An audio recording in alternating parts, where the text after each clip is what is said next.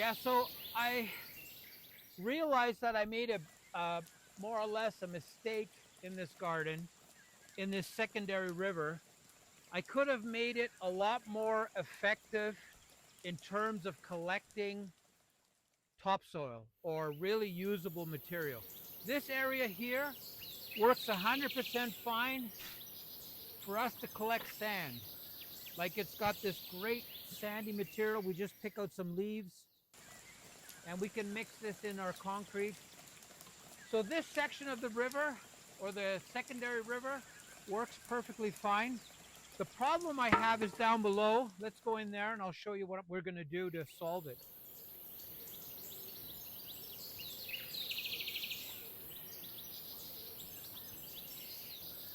And we're cleaning the river right now. That's why the river's shut off.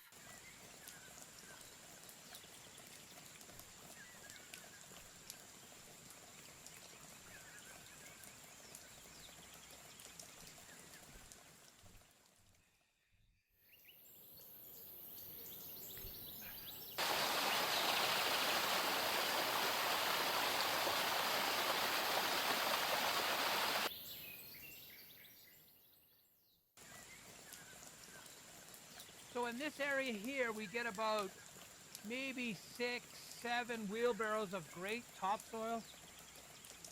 Like I'm talking this quality, like completely full of life and very fertile material that, you know, the Egyptians did the same thing. They harvested all the silt from the river or used the silt from the river.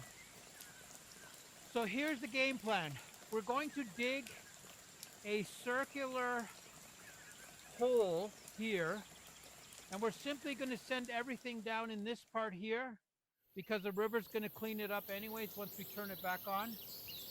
So we're basically going to dig a 2-foot hole here, and that 2-foot hole, the intention of it is to catch all the silt that is there. Now this material is going to be not so easy because it's got lots of rocks in it. So we're going to slowly make a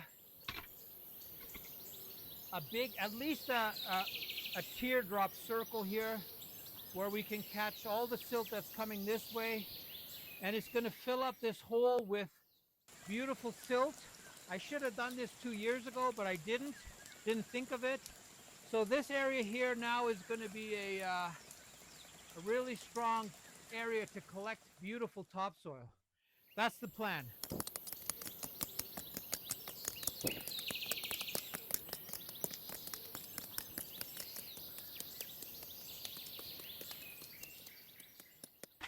This lip here is the deciding factor. This is how high the water comes. So by having that height, it allows the dirt that comes through here, through the water, to settle because of that extra height, it doesn't run as fast.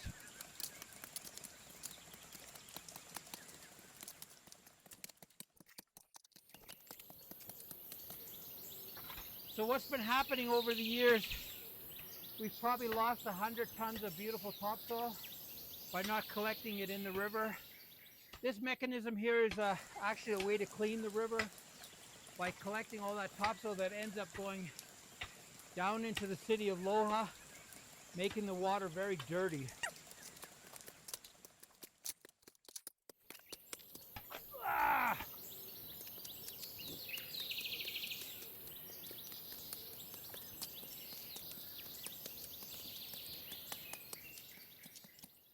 The river's been incredibly dirty lately. Like I'm talking black. The water coming down from up top has been quite black. And it really shows how much material is in that water.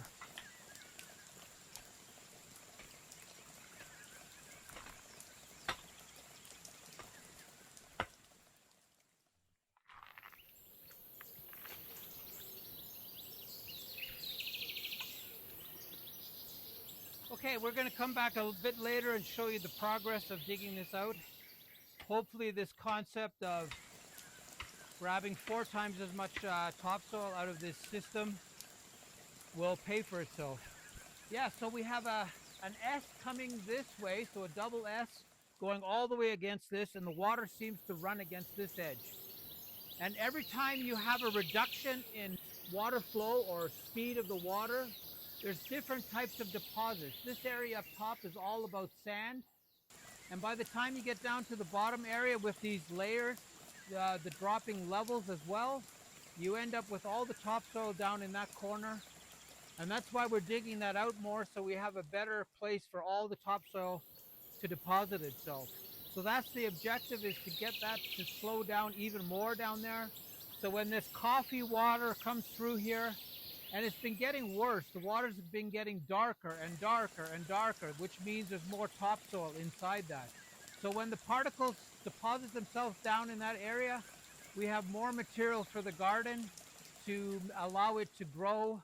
And this will be our main source of energy for all the green matter we have on this property. Not having an extra drop here where all the topsoil can deposit itself, I might have lost maybe 50 tons of great topsoil. And I kind of kicked myself for not thinking about it, that this was important to get this lower. But sometimes you miss stuff, and we're going to test this. There is a chance that this will fill up with gravel instead of topsoil. I'm not 100% sure, just because we're changing the dynamics of the water flow coming through here.